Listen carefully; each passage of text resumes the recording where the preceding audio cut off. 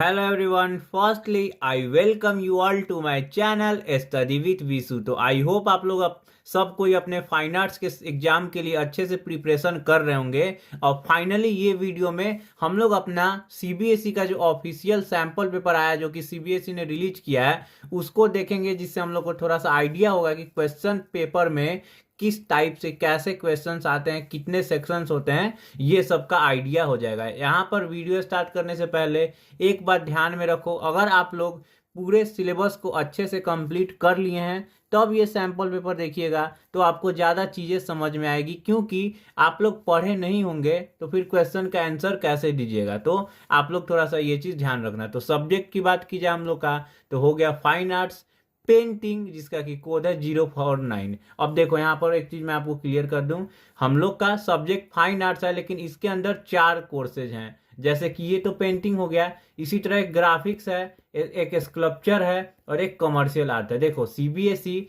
चारों के लिए 4 सैंपल पेपर रिलीज करता है, जिसका कि लिंक मैं नीचे डिस्क्रिप्शन में दे रहा हूँ क्लास 12 के पूरे सैंपल पेपर का। उसमें आप लोग बारी बारी से सबका डाउनलोड कर सकते। पहली चीज, इन चारों में आपको सेम सिलेबस पढ़ना है, सेम चैप्टर्स पढ़ना है, सेम कंटेंट आप लोग का है, ठीक। तो मैं यहाँ पर एक पेंटिंग का आपको सॉल्व कर दे रहा हूँ। आप लोग और चाहते हैं कि प्रैक्टिस करना, मान लो जो स्टूडेंट पेंटिंग्स हैं तो वो तो सिर्फ इसको देख रहे हैं, वो चाहे तो ग्राफिक्स का भी, स्कल्पचर का भी, कमर्शियल आर्ट का भी अपने से बैठ के सॉल्व कर सकते हैं, जिससे क्या होगा उनको ज़्यादा क्वेश्चन मिल जाएगा अटेम्प्ट करने के लिए। और मान लो जो स्कल्पचर वाले हैं तो ऐसा नहीं है उनके लिए ये यूजफुल नहीं है, एकदम यूजफुल है। वो पहले इसको देख ले, फिर अपना स्कल्पचर वाला सॉल्व कर लेंगे, फिर टाइम मिलेगा कमर्शियल आर्ट वाला सैंपल पेपर सॉल्व कर लेंगे। तो आई होप मैं ये पॉइंट आपको यहाँ पे क्लियर जो करना चाह रहा था वो क्लियर हो गया होगा। ये हम लोग के क्लास 12 2025 के बोर्ड एग्जामिनेशन के लिए है, ठीक है। इसका थ्योरी जो है टाइम आपको एग्जाम में मिलेगा 2 आवर्स का, ठीक है। लेकिन 1 से 1.5 घंटा में मैक्सिमम स्टूडेंट्स अपना क्वेश्चन पेपर सॉल्व कर लेते हैं। टोटल मार्क्स 30 और 70 नंबर का स्कूल में आपका प्रैक्टिकल हुआ होगा, ठीक है। चलिए हम लोग जनरल इंस्ट्रक्शन से स्टार्ट करते हैं।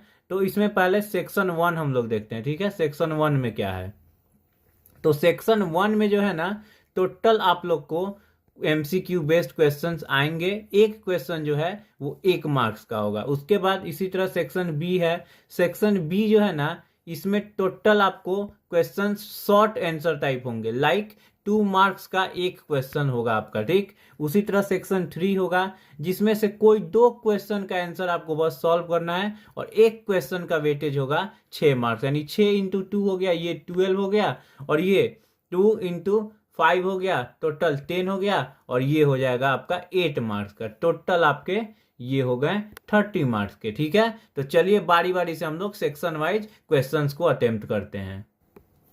सो फर्स्ट हम लोग का सेक्शन ए, ठीक है। सेक्शन ए, इसमें से आपको सही आंसर आपको टिक करना है। ऑब्जेक्टिव टाइप एमसीक्यू क्वेश्चन है। पहला क्वेश्चन हम लोग देखते हैं, ठीक। In which of the following painting Shri Krishna has been depicted as a child, यानी कि बाल स्वरूप। देखो कृष्णा ऑन स्विंग में भी कृष्ण जी जो है वो बड़े फॉर्म में दिखाया गया, एडल्ट फॉर्म में दिखाया गया। Mount Krishna lifting mount Govardhan, इसमें भी दिखाया गया है। और कृष्णा विथ गोपी, इसमें भी उनको एडल्ट के एज में दिखाया गया। लेकिन वही Nand Yashoda and Krishna with kinsmen going to Vrindavan वाला जो पेंटिंग है ना, इसमें दिखाया गया है कि नंद जी, यशोदा जी, कृष्णा और इनके पूरे फैमिली मेंबर्स हैं और कुछ गोकुल के लोग हैं, वो माइग्रेट हो रहे हैं वृंदावन की ओर। मैंने पेंटिंग में बताया था। तो यहाँ पर ये बच्चे हैं, बाल स्वरूप में इनको दिखाया गया है। तो इसका ऑप्शन जो ये वाला है ये हो जाएगा आपका करेक्ट आंसर। यहाँ पर मैं थोड़ा थोड़ा एक्सप्लेनेशन भी दे रहा हूँ, जिससे आपको थोड़ा रिकॉल हो जाए कि पहले जो भी चीज आप पढ़े हैं वो चीज, ठीक है। उसके बाद क्वेश्चन बी हम लोग देखते हैं, मतलब दूसरा क्वेश्चन भी आप लोग समझ सकते हो। तो ये है एसर्शन रीजन टाइप क्वेश्चन। एक क्वेश्चन आता है एकदम इजी होता है, कोई ये साइंस वगैरह नहीं है कि उतना फिजिक्स केमिस्ट्री नहीं है कि उतना लोड लेना है, ठीक है। तो इसमें क्या कह रहा है एसर्जन, देखते हैं पहले। Chand Bibi playing polo belongs to the Deccan school, Deccan genre. तो एकदम सही बात है, चलो एसर्जन सही। रीजन की बात देखा जाए, through this painting the artist is showing women empowerment even when the practice of पर्दा एग्जिस्ट। देखो हाँ, ये भी एकदम सही है। देखो इस पेंटिंग में बेसिकली आर्टिस्ट वोमेन इंपावरमेंट को ही दिखा रहा है, क्योंकि उस टाइम पे पर्दा सिस्टम था जिसमें वोमेन्स वगैरह बाहर ज्यादा नहीं निकलती थी, तो इस पेंटिंग के द्वारा ये चीज दिखाया जा रहा है। तो इसका आंसर जो ए है वो हो जाएगा आपका करेक्ट आंसर, ठीक है, मतलब option number 1, A and R both are correct and R is the correct explanation of A, ठीक है। तो चलिए आगे का क्वेश्चन हम लोग देखते हैं। सो नेक्स्ट हम लोग का क्वेश्चन है C, name the graphic print created by famous print maker Jyoti Bhatt. एकदम आसान है इसका, ये हो जाएगा देवी, एकदम इजी क्वेश्चन है। नेक्स्ट क्वेश्चन हम लोग का question number D, how many human figures were illustrated in manner that visually helps in understanding the episode of Bharat meets Rama at Chitrakoot. देखो एकदम इजी, मैंने बताया था ये एक पेंटिंग है जो भरत मिट्स रामा एट चित्रकूट, ये क्राउडेड सीन इसमें इस पेंटिंग में दिखाएगा और इसमें टोटल 49 ह्यूमन फिगर्स दिखाए गए हैं और ये ग्रेट एग्जाम्पल है क्राउडेड सीन पेंटिंग्स का राजस्थानी स्कूल से, ठीक है। तो इसका ऑप्शन नंबर 2 हो जाएगा। उसके बाद नेक्स्ट क्वेश्चन हम लोग का है question number E, in which direction faces of horses are depicted in painting Chaugan player. पहले इसमें समझ लो इसमें क्या है। इसमें पूछ रहा है कि जो हॉर्सेस का जो फेस है वो किस मतलब डायरेक्शन में डिपिक्ट किया गया। देखो इसमें पहली बात तो 2 प्रिंसेस हैं और 4 उनकी अटेंडेंस है या फिर मेड है, ये 6 लोग मिलके पोलो खेल रहे हैं। तो इसका आंसर देखो इसमें क्या होता है ना, जो 2 प्रिंसेस वाली है ना वो एक दूसरे को फेस करते हैं, लेकिन वही ऑर्डर जो 4 है ना वो अपोजिट डायरेक्शन में होते हैं। ये पेंटिंग आप लोग देखोगे तो वहां पे आपको ये चीज क्लियर और अच्छे से हो जाएगा। तो ऑप्शन 3 जो है वो हो जाएगा राइट आंसर आपका। उसी तरह क्वेश्चन नंबर एफ देख लेते हैं, which of the following colour is not used in Indian flag. भाई इससे इजी क्वेश्चन क्या हो जाएगा, रेड, बाकी सैफरन, व्हाइट और ब्लू तो होता ही हम लोग के इंडियन नेशनल फ्लैग में, ठीक है। नेक्स्ट क्वेश्चन हम लोग देख लेते हैं क्वेश्चन नंबर जी, तो name the art work of Mughal miniature painted in monochromatic tones in which light, shade and shadow are seen following the rules of perspective। देखो मैंने पढ़ाया था मुगल स्कूल में, एक आपका पेंटिंग था कबीर एंड रायदास, मैंने उसमें साफ साफ बताया था उसमें मोनोक्रोमेटिक टोन्स और कलर का यूज किया गया है। तो दैट्स वाई ऑप्शन नंबर जो 2 है आपका हो जाएगा करेक्ट आंसर, ठीक है। उसके बाद क्वेश्चन नंबर हम लोग एच देख लेते हैं, which of the following is not a style of Pahari school of miniature painting. Basohli, Kangra, Jaipur, Chamba. देखो एकदम ये भी इजी क्वेश्चन है। ये जयपुर जो है ये राजस्थान से आता है, बाकी ये तीनों जो है सब स्कूल हैं पहाड़ी स्कूल ऑफ मिनिएचर पेंटिंग के। तो जयपुर जो हो जाएगा आपका वो हो जाएगा राइट आंसर, यानी कि ऑप्शन नंबर 3, ठीक है। चलिए इसी के साथ अब हम लोग सेक्शन बी की बात कर लेते हैं। तो सेक्शन बी जो है वो शॉर्ट आंसर टाइप क्वेश्चन है। इसमें आंसर जो है क्वेश्चन का जो भी आप करोगे ऑलमोस्ट 100 वर्ड्स में। अब ये वर्ड देख के घबराना नहीं है, अपने पॉइंट में लिखना है। चलिए इसको हम लोग पहले देखते हैं कैसे कैसे क्या है, ठीक। Identify the painting and its artistic form provincial school which reflects the grandeur of Mughal empire where near the distant horizon women from groom side and have been shown seated on elephants and briefly explain the value of grandeur seen in this painting। देखो पहली बात इतना चीज से आपको दिमाग में आना चाहिए, मुगल स्कूल की बात हो रही है यहाँ पे, मुगल एम्पायर के टाइम मुगल स्टाइल का मिनिएचर पेंटिंग होता था। इसमें एक और चीज क्या दिया है पकड़ने वाला, यहाँ पर ये चीज देखो, सॉन सीटेड ऑन एलिफेंट, ठीक है। उसके बाद यहाँ पर एक और जो दिया है वो ग्रूम साइड, दूल्हा। तो इसमें थोड़ा सा आप रिकॉल कीजिएगा तो आपको एक ध्यान में आएगा कि ये पेंटिंग की बात हो रही है जो मैरिज प्रोसेशन ऑफ दारा सिको है उस पेंटिंग की बात हो रही है यहाँ।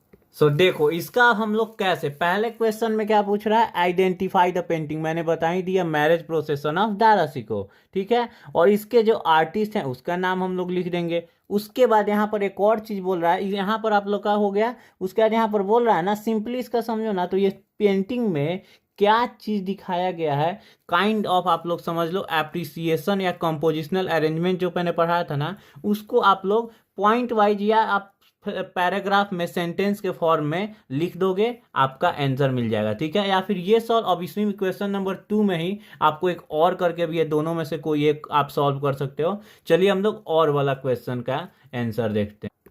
सो क्वेश्चन में बोल रहा आइडेंटिफाई द पेंटिंग। पहला क्वेश्चन में आपको पेंटिंग को पहचानना है, दूसरा इसका सब स्कूल आपको पहचानना है क्या है, उसके बाद ये बता रहा है कि ये डेक्कन स्टाइल से है, डेक्कन स्कूल के मिनिएचर पेंटिंग का है।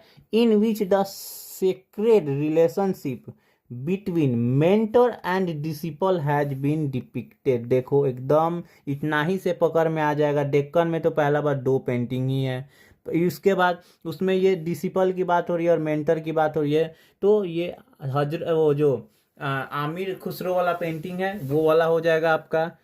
उसके बाद इसमें पहला तो पेंटिंग आइडेंटिफाई कर दिए, उसके बाद इसका सब स्कूल लिख दिए, उसके बाद एक और क्या करा, and right any 2 human values explain through this painting. अब देखो ह्यूमन वैल्यूज की बात, तो यहाँ पर पेंटिंग में जैसे मैंने बताया था ना, कैसे मेंटर और डिसिप्लिन का चीज़ को इस पेंटिंग में दिखाया गया है, वही चीज़ को आपको अब लिखना है। अब ऐसा नहीं, अब देखो ये ह्यूमन वैल्यूज है ना, इसके मतलब ये आप मत समझना कि एग्जैक्ट अब यही चीज़ ढूंढना है, ये भैया पढ़ाया नहीं चाहे, ऐसा नहीं। एग्जैक्ट देखो पेंटिंग के बारे में थोड़ा सा भी आप लोग एक्सप्लेन कर दोगे, बस आपको आराम से मार्क्स मिल जाएंगे, कहीं पे मार्क्स कटेगा नहीं आपका।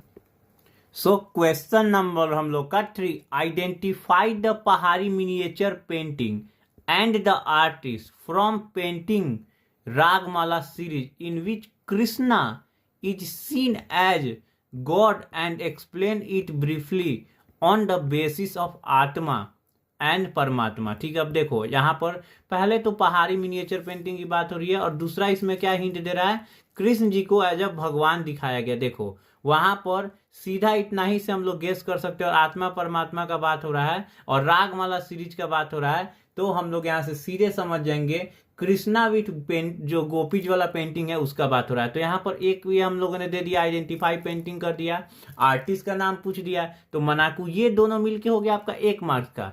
और उसके बाद यहाँ पर ये भी बोल रहा है ना कि it briefly on the basis of explain, तो यहाँ पर सिंपली पेंटिंग का डिस्क्रिप्शन अपने लैंग्वेज में लिख दोगे आप, बस हो जाएगा। अब देखो यहाँ पर जैसे ऊपर भी हम लोगों ने क्वेश्चन नंबर ये 2 देखा, उसी तरह अब हम लोगों ने क्वेश्चन नंबर 3 देखा। अब देखो इसमें या तो आप लोग ऐसे लिख सकते हो कि पेंटिंग का नाम ये हो गया, आर्टिस्ट इसके ये हो गए, अपने मन से आपको मन है तो सब स्कूल भी ऐड कर देना, उसके बाद से अपने मन से आपको मन है तो कलर मीडियम टेक्निक भी ऐड कर दिए, उसके बाद उसका कलेक्शन भी ऐड कर दिए अगर आपको मन है तो, फिर उसके बाद एक हेडिंग डाल दिए सब्जेक्ट मैटर, फिर उसी तरह एक हेडिंग डाल दिए डिस्क्रिप्शन, और पूरा अच्छे से एक्सप्लेन करके लिख दिए।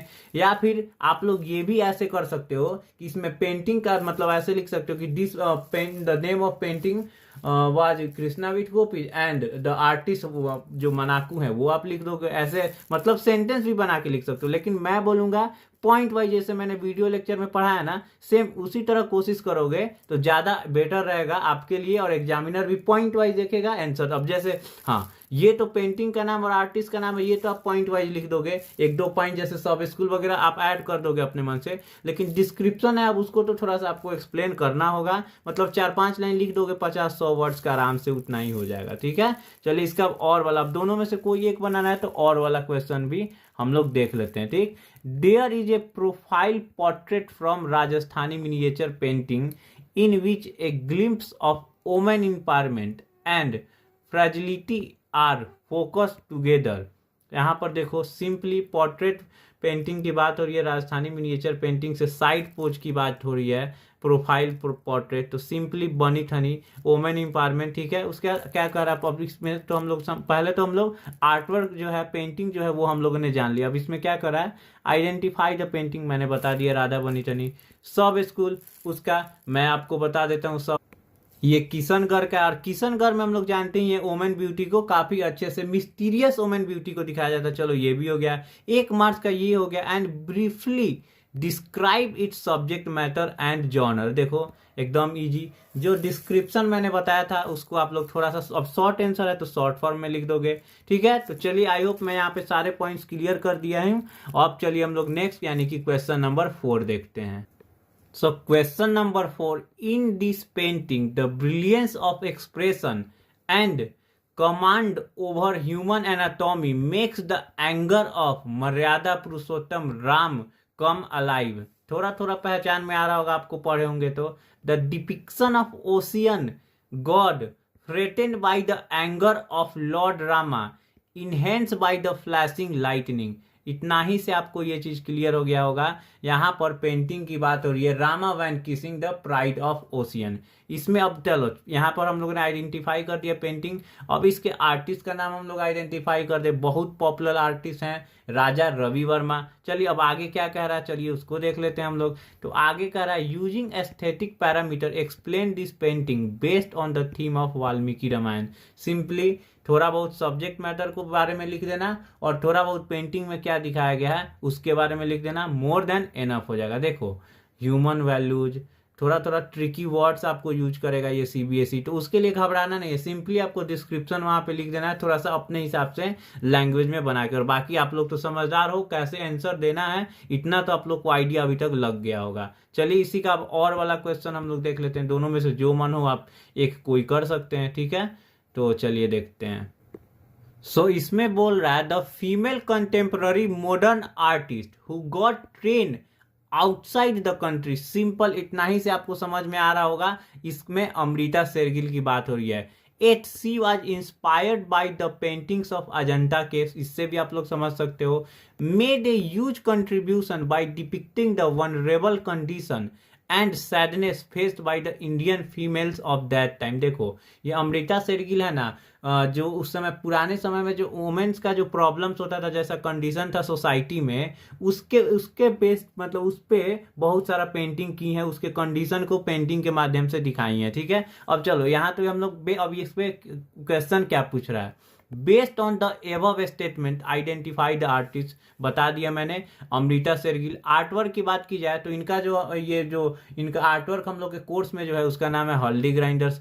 मीडियम और टेक्निक की बात की जाए तो ऑयल कलर ऑन कैनवास, एकदम इजी। चलिए इसके बाद आगे ये एक नंबर आपको यहाँ से इतना लिख दोगे मिल जाएगा। उसके बाद elaborate on the condition of females in the society during that time as painted by her in painting included in your course। देखो अब इस पेंटिंग में कैसे वो ओमेन को मतलब पेंट किए, कैसे उसका सिंपलिसिटी को दिखा रही हैं। तो देखो वहाँ पर उसमें पेंटिंग में मैंने बढ़ाया था कि ओमेन्स को जो है वो दिखाई है जो कि बहुत ट्रेडिशनल एक्टिविटी होता है, मसाला वगैरह पीस रही हैं, जो घर का हाउस होल्ड का जो वर्क होता है वो करते हुए दिखाया गया। काफ़ी सिंपल जो है क्लॉथ पहनी हुई हैं, ठीक है, और उनके चेहरा पे काफी सैडनेस वगैरह दिखा रहा है। तो बेसिकली पेंटिंग का एक थोड़ा सा आप डिस्क्रिप्शन लिख दोगे जो इसके स्टेटमेंट से मिलता जुलता हो, ठीक है, वही चीज मैं आपको बताया, ठीक है। चलिए हम लोग आगे नेक्स्ट क्वेश्चन नंबर 5 अपना देखते हैं। So question A women life is considered as a symbol of depiction despite being an integral part of society.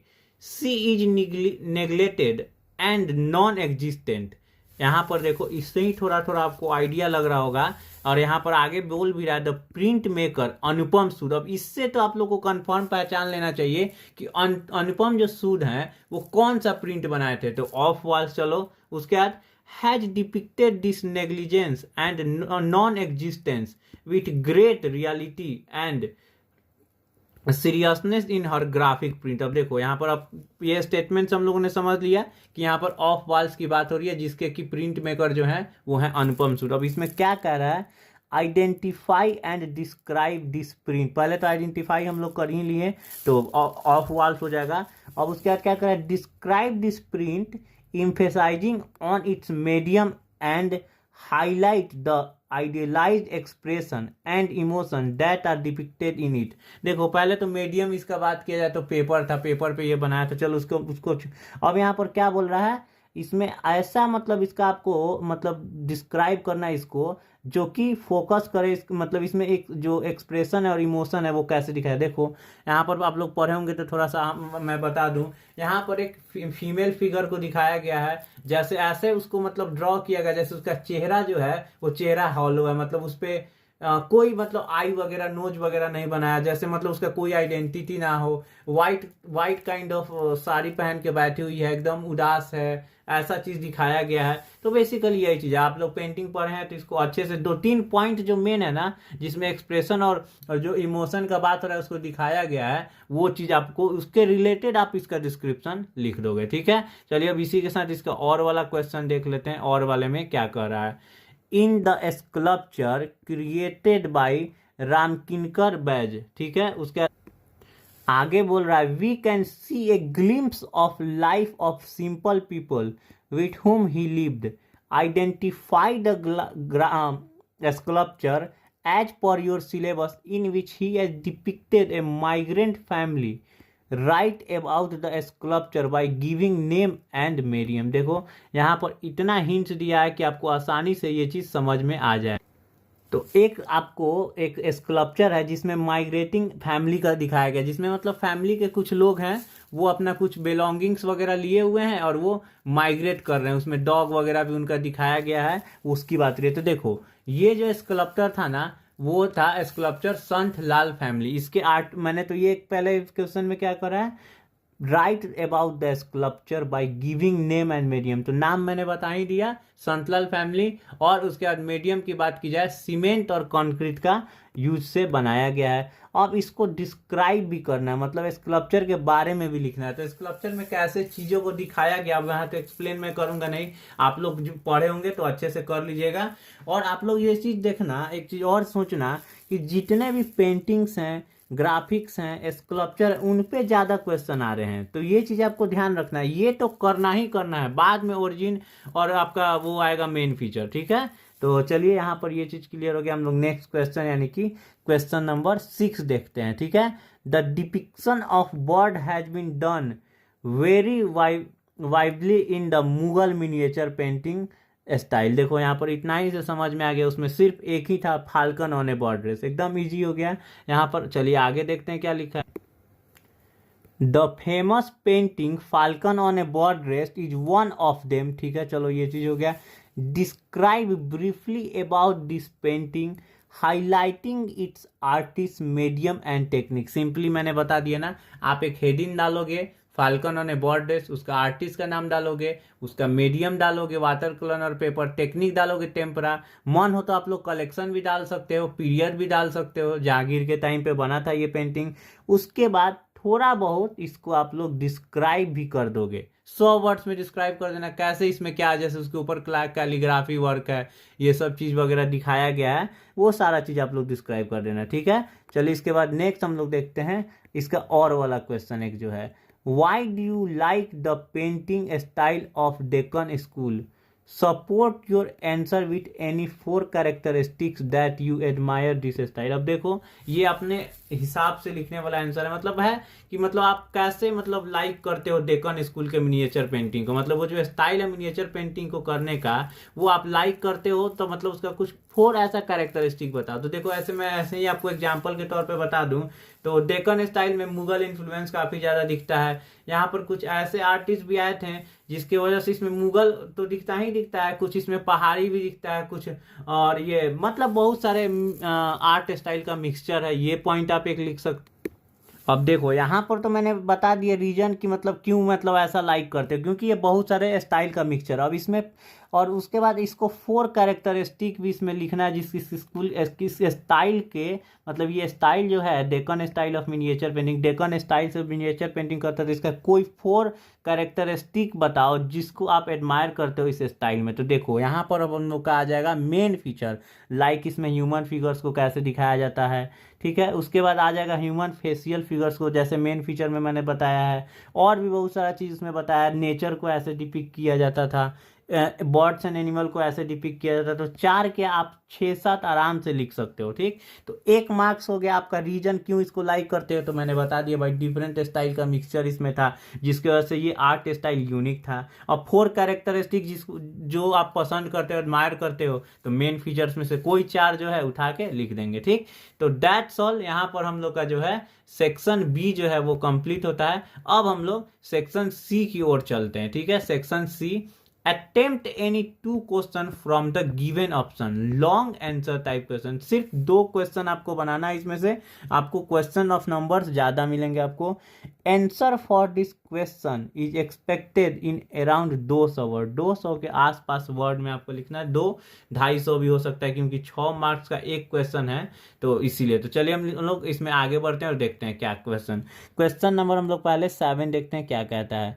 Identify the picture based on the love story and the musical hymns prevalent in desert, देखो prevalent in desert which is associated with folklore of Dhola Maru in present times also and is narrated with great emotional sentiments। देखो यहाँ पर जो हम लोग का Rajasthani school से एक पेंटिंग है आप लोग का ढोला और मारू का, मतलब मारू रागनी वाला पेंटिंग, उसका बात रहा। अब इसमें क्वेश्चन में क्या क्या बोल रहा है, चलिए उसको देखते हैं। क्वेश्चन अब इसमें 3 पार्ट में है। पहला पार्ट हम लोग देखते हैं, name and explain the painting. मैंने बता ही दिया मरुराग्नि पेंटिंग है, और इसकी आर्टिस्ट की बात की जाए तो वो थे साहिबदीन। उसके बाद ये हम लोग उसके बाद describe about the difference between the status of human forms painting. अब देखो मैंने ये पेंटिंग जब पढ़ाया था तो उसमें बताया था कि जो कैमल के ऊपर जो राजा रानी बैठे हैं ना, उनका ड्रेस को काफी अलग तरीका से दिखाया गया, बहुत डेकोरेटेड है, हाईली ऑर्नामेंटेड है। वही जो उनके अटेंडेंट्स हैं वो उतना ऑर्नामेंटेड नहीं है, ठीक। तो वही यहाँ पर difference between status of human form, तो ये इसको आप लोग डिस्क्राइब कर दोगे अपने लैंग्वेज में। उसके बाद इसका दूसरा पार्ट देखते हैं, वो क्या कहता है, throw light on its artist name. तो मैंने बता ही दिया आर्टिस्ट इसके थे साहिबदीन सब स्कूल। अब सब स्कूल की बात की जाए तो ये मेवाड़ से था, और इस पेंटिंग का मतलब ये जो स्टाइल है वो उसकी बात हो रही है, ठीक है उसको। ये वाला हिस्सा हम लोग का हो गया, आर्टिस्ट का नाम हो गया, और हम लोग का पेंटिंग का स्टाइल मीन्स वही सब स्कूल, किस सब स्कूल से आता है, तो भैया मेवाड़ से आता है। अब इसका थर्ड वाला पार्ट देखते हैं, वो क्या कर रहा है, right any 4 main aesthetical quality of the painting which you admire. देखो अब यहाँ पर ये टफ लैंग्वेज में नहीं जाना है, सिंपली इस पेंटिंग का 4 आपको पॉइंट कोई लिखना है जो आपको सबसे ज्यादा पसंद है। लाइक आप लोग लिख सकते हो डेजर्ट को डिफरेंट डिफरेंट शेड में दिखाया गया है, वो आप लिख सकते हो। जैसे मान लो ह्यूमन फिगर्स जितने भी दिखाए गए हैं वो साइड पोज में है, एक चश्मे में है, ये एक फीचर हो जाएगा। और भी बहुत सारा चीज आप लोग लिख सकते हो। जैसे इसके ऊपर जो कैलीग्राफिक वर्क है वो ब्लैक कलर में लिखा है, ऑरेंज कलर के बैकग्राउंड पे, वो और ज्यादा अच्छा लगता है। तो इस तरह से आप लोग अपने दिमाग से कुछ कुछ चीज आप लोग लिख सकते हो, ठीक है। तो ये क्वेश्चन भी हम लोग का सॉल्व होता है। क्वेश्चन नंबर हम लोग 8 देखते हैं, वो क्या कहता है, during the Mughal period which emperor was liberal in his religious belief, simply Aurangzeb हो जाएगा, and his governing period was known as the golden age for secular turn in painting. Sorry ये मैंने थोड़ा सा मिस्टेक से बोल दिया, ये वो आर्टिस्ट नहीं है, दूसरे आर्टिस्ट। तो देखो ये अकबर की बात हो रही है, तो यहाँ पर ये थोड़ा सा मैं ये यहाँ पर आया था ना रिलीजियस बिलीफ, हमको लगा बैन करने वाला चीज़ है, तो ठीक है। अकबर का टाइम जो है वो कंसीडर किया जाता है गोल्डन एज, सेकुलर थ्रेटन इन पेंटिंग्स, थीम्ड इन पेंटिंग्स। अब देखो इसमें क्वेश्चन क्या पूछ रहा है मेन, वो देखते हैं। How did he promote the belief of secularism through paintings. अब देखो ये एक मुस्लिम रूलर था, लेकिन इसके टाइम पे हिंदू माइथोलॉजिकल थीम्स पे बहुत ज़्यादा पेंटिंग्स हुआ है। तो इस चीज़ को आप अपने लैंग्वेज में लिखोगे, इस माध्यम से ये सेकुलरिज्म जो है मतलब ये चीज़ इसके वजह से ये अपने पेंटिंग में ये दूसरे धर्म का होने के बाद भी पेंटिंग दूसरे धर्म पे कराता था। इसके थ्रू जो है ये सेकुलरिज्म का जो बिलीफ है उसको प्रमोट करता था पेंटिंग के थ्रू। उसके बाद इसका दूसरा पार्ट में क्वेश्चन में क्या कह रहा है उसको देखते हैं। Identify the famous painting made by using the image of A Hindu God which promoted the secular belief associated with this Mughal ampere. Mention the name of the art work, it's artist and medium. एकदम easy question. तो ये जो painting था अकबर के time पे जो हुआ था वो था कृष्णा लिफ्टिंग माउंट गोवर्धन, ठीक। तो पहले हम लोग पेंटिंग का ये नाम हम लोग कर लिए जिसमें वही image of Hindu god Krishna ji को दिखाया गया था, ठीक है। उसके बाद क्या कह रहा है, मेंशन द नेम, हम लोग नेम आर्टवर्क भी मेंशन कर दिए। आर्टवर्क, ये जो आर्टवर्क का नाम था जो पेंटिंग था वो था कृष्णा लिफ्टिंग माउंट गोवर्धन, और आर्टिस्ट की बात की जाए तो वो मिस्किन थे, ठीक है। उसका इसका मीडियम का बात किया जाए तो मीडियम ये जो था वो था वाटर कलर और पेपर, और टेक्निक की बात की जाए तो वो था टेम्प। सो नेक्स्ट हम लोग इसका पार्ट 3 देखते हैं इस क्वेश्चन का। एक्सप्लेन हाउ दिस पेंटिंग, मतलब यही जो पेंटिंग है कृष्णा लिफ्टिंग माउंट गोवर्धन, ये कैसे एक परफेक्ट एग्जांपल है सेक्युलरिज्म का एंड रिलीजियस यूनिटी का। मैंने वही ऊपर बताया था ना, सेम इसी चीज को आप लिखोगे। अकबर के टाइम पे, अकबर तो एक मुगल एम्पेरर थे, उनका रिलीजन का बात किया जाए तो वो मुस्लिम थे, लेकिन उनके टाइम पे ये पेंटिंग किया गया। चाहते थे वो रोक लगा सकते थे लेकिन नहीं लगाए, क्योंकि वो सेक्युलरिज्म को और जो रिलीजियस यूनिटी है ना उसको प्रमोट करते थे, ये भेदभाव नहीं करते थे। और एक चीज मैं यहाँ पर आप ये भी चीज इसमें आप लिख सकते हो कि एक इतने अच्छे रूलर थे ना कि एक दीन इलाही नाम का एक धर्म लाए थे, जिसमें ये मतलब ये चाहते थे ना कि लोग का कोई मतलब धर्म नहीं हो, एक सिर्फ एक धर्म के फॉलोअर बने सब कोई, वो हो ह्यूमैनिटी। ठीक है, तो मतलब ये आप अपने दिमाग से लिखते होगे कैसे, मैंने वो चीज मेन पॉइंट आपको बता दिया, आप लोग सेंटेंस बना के इसको लिख सकते हो। ठीक है, उसके बाद क्वेश्चन नंबर हम लोग 9 देखते हैं इसका। ठीक है, identify the art work printed below and describe in detail about this painting related to the Bengal style in your own word, support your answer with the following parameter. तो पहले ये प्रिंट का आप देखो क्वेश्चन पेपर में शायद हो सकता है हम अभी तक जितना भी देखे हैं, अभी कभी तक आज तक कोई भी पेंटिंग प्रिंट होके नहीं आया है, तो इसको आप लोग देख के ही समझ जाओगे ये पेंटिंग जो है वो है जर्नीड, और यहाँ पर बंगाल स्कूल नाम भी दे दिया है, तो वो हम लोग समझ ही गए। पहले इसमें क्या कर रहा है, identify the art work printed below, मैंने बता दिया जर्नी इन। ठीक है, उसके बाद क्या कर रहा है, describe detail about this painting related to Bengal school in own words. अब देखो इस पेंटिंग किस सब्जेक्ट मतलब होते हैं, क्या सब्जेक्ट मैटर पे बेस्ड है, कैसे कि जो इसमें सब्जेक्ट मैटर की बात की जाए तो कैमल को दिखाया गया कैसे वो अपने अंत समय तक अपने शरीर पे बोझा ढो रहा है, सामान को ढो रहा है। ठीक है, उसके बाद और आगे क्या कह रहा है, support your answer with the following parameters, मतलब ये कुछ पॉइंट दिया है उसके अकॉर्डिंग इसका डिस्क्रिप्शन लिखना। पहले तो आप नेम ऑफ इट्स आर्टिस्ट मैंने बता दिया, अवनींद्रनाथ टैगोर। उसके बाद पेंटिंग का कैरेक्टरिस्टिक, ठीक है, यूज इन मेकिंग इट, मतलब इसमें किस टाइप का कलर्स वगैरह का यूज किया गया है, किस कलर से क्या चीज़ को डिपिक्ट किया गया उसका बात हो रहा है।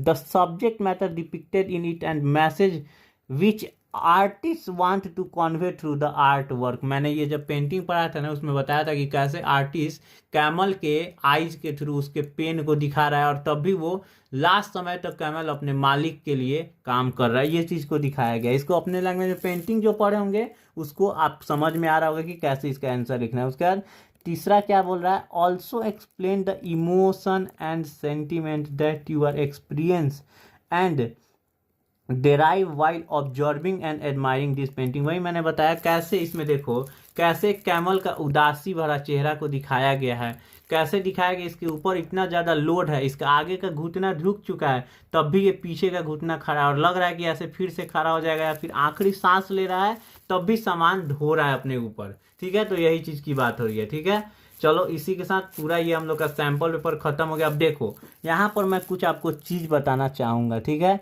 पहली बात, ये पेंटिंग का सैंपल पेपर आप लोगों ने कर लिया, जिसका पेंटिंग है, ग्राफिक्स है, कमर्शियल आर्ट है, कुछ भी है उससे मतलब नहीं है, आपको चारों के चारों सैंपल पेपर लगाने। एक मैंने लगवा दिया, बाकी 3 रह गए, स्कल्पचर के, ग्राफिक्स के और कमर्शियल आर्ट के। डिस्क्रिप्शन में लिंक दे रहा हूँ, क्वेश्चन पेपर और उसका मार्किंग स्कीम भी आपको पीडीएफ में मिल जाएगा। ठीक है, उसको आप लोग जरूर लगाओ। अब देखो यहाँ पर पेंटिंग में बहुत जगह डिस्क्रिप्शन नहीं डायरेक्ट मांग रहा है, कहीं जगह पे जैसे वो मांग रहा है कि किस सब्जेक्ट मैटर पे बेस्ड है, मीडियम टेक्निक, तो ये चीज़ आपको थोड़ा सा दिमाग में रखना। देखो ओवरऑल तो डिस्क्रिप्शन ही है सारा जगह, लेकिन अब जो चीज़ मांग रहा है ना उसके लैंग्वेज के हिसाब से थोड़ा उसका आंसर लिख देना है। ठीक है, तो ये चीज़ आपको दिमाग में रखना होगा। चलिए इसी के साथ ये वीडियो खत्म होता है। अब हम लोग, हो सकता है कि मैं एक प्रीवियस ईयर क्वेश्चन आंसर पे वीडियो लाऊं, प्रीवियस ईयर का जो क्वेश्चन पेपर है उस पर आपको एक वीडियो दूं, नहीं तो सीधे अब हम लोग मिलेंगे फाइन आर्ट्स का जब एग्जाम हो जाएगा तो उसका क्वेश्चन पेपर के सॉल्यूशन में।